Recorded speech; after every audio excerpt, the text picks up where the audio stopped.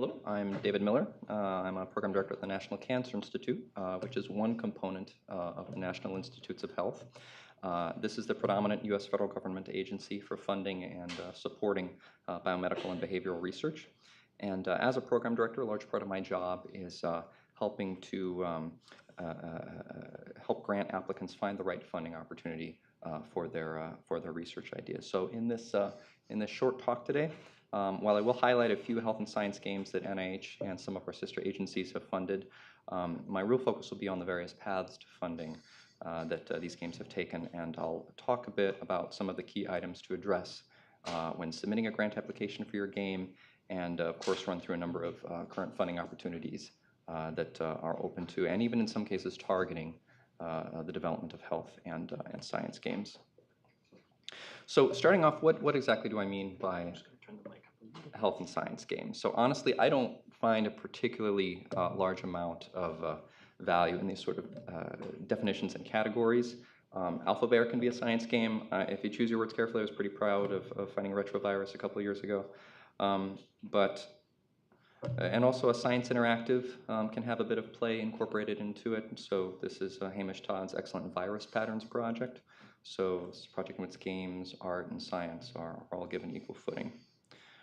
So rather than focusing on definitions of things, when you're submitting to a grant proposal for a game, consider the mission of the granting agency first and foremost. So at the NIH, we fund a very, very broad range of scientific research relevant to human health. So we fund basic science and biology research, research on the causes and risk factors underlying disease and on ways to reduce those risks, clinical research on diagnosis and treatments, and then also population-level studies and survivorship, patient and family emotional support, things like that.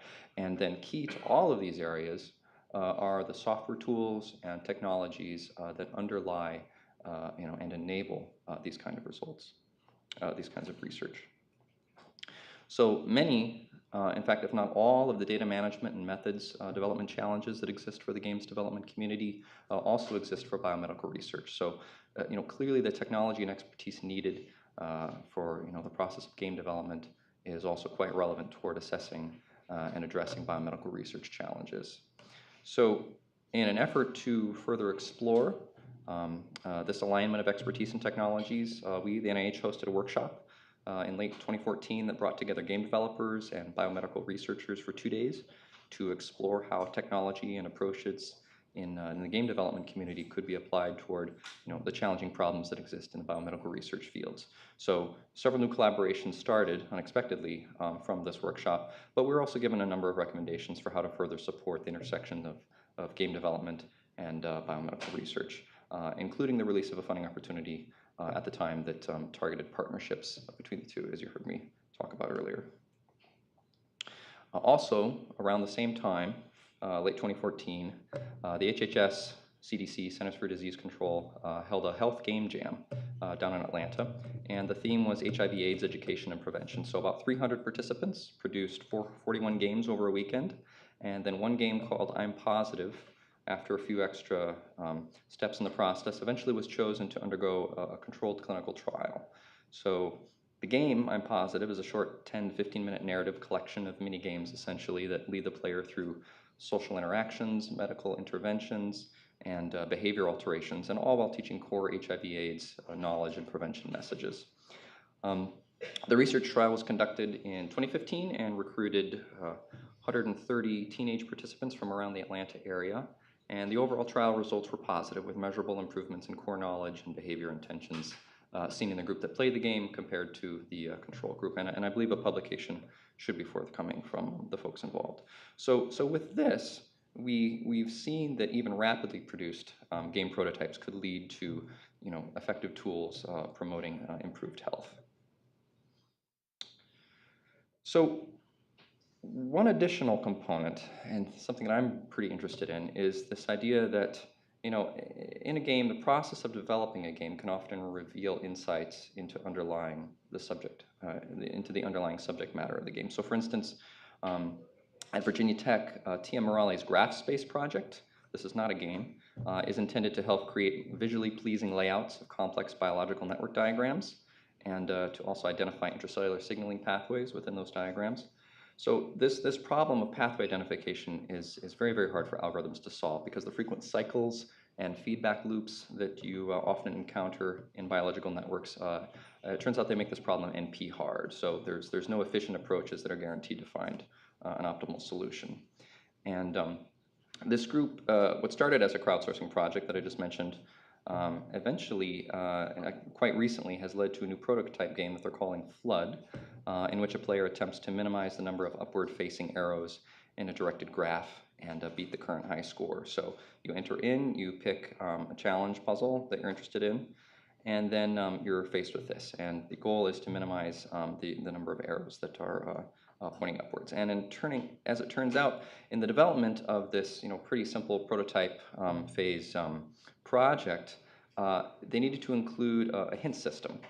So you hit the clue button, and it will highlight one particular path that you can manipulate. So you grab the bubble on the right-hand side and pull it down, and then you've solved that one little piece, and your overall score has raised. Interestingly enough, in implementing this hint system, that in and of itself has helped improve the underlying algorithms that they were developing for laying out these complex biological graphs. So discoveries are being made not just by the analyses of the crowdsourced players that log in and analyze these graphs, but also by the process of developing the game itself. So in other words, the process of game design brings new insights into a scientific project.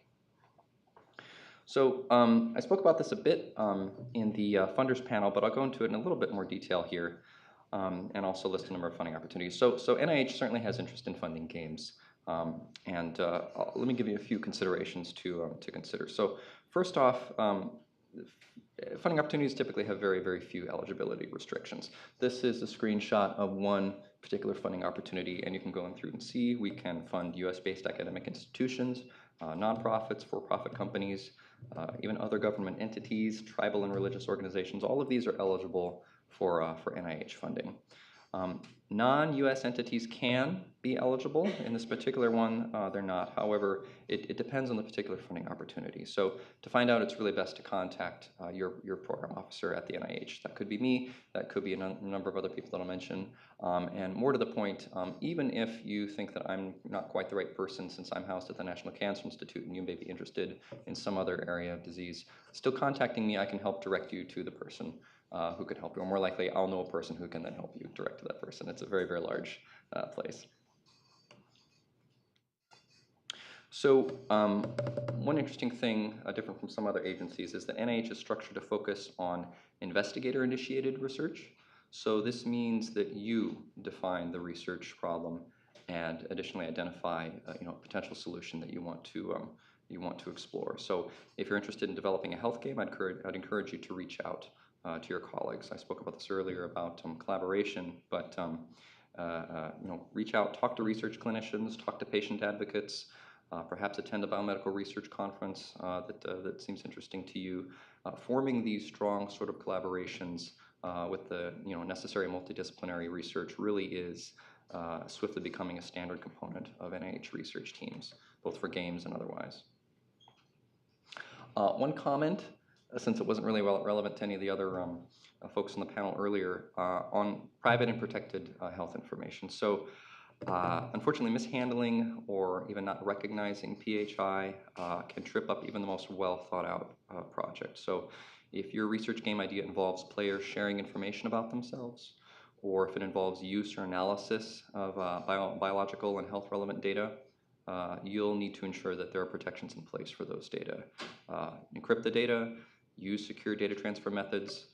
For instance, if you are creating a game that collects a player's physical activity as part of a research study, you wouldn't want to then include within the research game a feature that emails the player a daily summary of their activity. So keep those data secure within the game, have a login, all the sort of protections that you would expect. If you're submitting from an academic institution, which is the most common form of applications that we get at the NIH, both via companies and partnerships and folks that are already housed at an institution, get approval from your institutional review board, your IRB, for how your game handles such information. That would certainly help you in review. It's almost expected in most cases. So finally, we come to choosing a funding opportunity, and there are many, many options. So at any given time, there are likely multiple paths to funding your proposal. And again, the most important advice I can give you is to reach out to your program officer at the NIH. With him or her, you can discuss your particular research area that you're focusing on, and you can also discuss some considerations of the application pool and how the proposals will be reviewed. I'm not going to go into these games, but I will give you some examples that you're likely familiar with, and all three of which are actually similar games in that they are, crowdsourcing games that analyze data via an online interface. So iWire has been awarded funding through both a couple of different opportunities targeting brain research and crowdsourced analysis of data. And these funding opportunities had, well, first of all, they had funds that were set aside specifically for those areas of research. And in addition, they had a review panel that was assembled not ahead of time.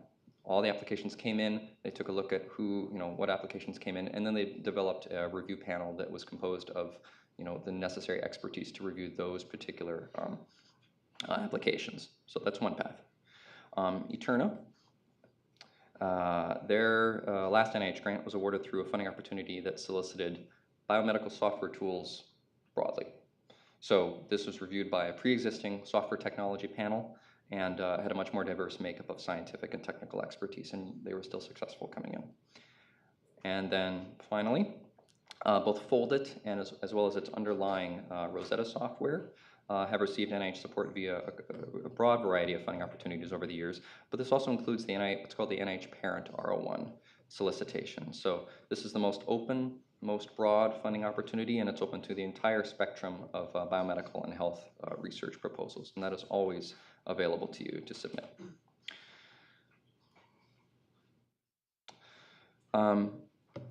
And this is helpful because, like most federal agencies, we're a pretty complex organization. So the NIH consists, as I said, of 27 institutes and centers. I could fit just barely half of them on here. And as you can see, each individual institute has a particular focus within health and human disease research. So if you want to develop a game for a particular disease or health area, the relevant institute is certainly a good place for you to start. I'm at the NCI. You can contact me if you're interested in developing something relevant to cancer, or I can, I'll gladly help connect you to someone at the relevant institute. So in the remaining time, and I've already got the red light, I'll just briefly highlight a number of current funding opportunities at the NIH. Go ahead, take pictures, whatever you want to do, or talk to me, that's fine as well. Rather than including the links, I just, you can Google the names of things and they should pop right up. So these first two opportunities for STEM education games are managed by my colleague Tony Beck, and I'll include his contact info at the end. So the first one, the Science Education Partnership Award, is a program intended to help increase the number of disadvantaged rural and minority students considering research and medical careers. And the program solicits game-based projects where scientists, educators, and game developers partner up to create digital game-based learning resources for K through 12 students and their teachers. Similar, but with a commercialization focus, are the SBIR, Sttr, so this is Small Business and Technology Transfer, STEM games funding opportunities. And these can fund things like STEM games for early learners and career exploration, games for behavioral and lifestyle changes, and games for public health literacy. At the bottom are two that I work with, and these are much more broad-based programs for computational tool development. So the BISTE initiative supports information management and analysis tools to address some of the problems that I put up on my first slide. And the ITCR program focuses on cancer-relevant software informatics tools. And what's interesting about this program, the ITCR program, is it's uniquely structured to support everything from very early stage methods development up through advanced stage development and everything in between.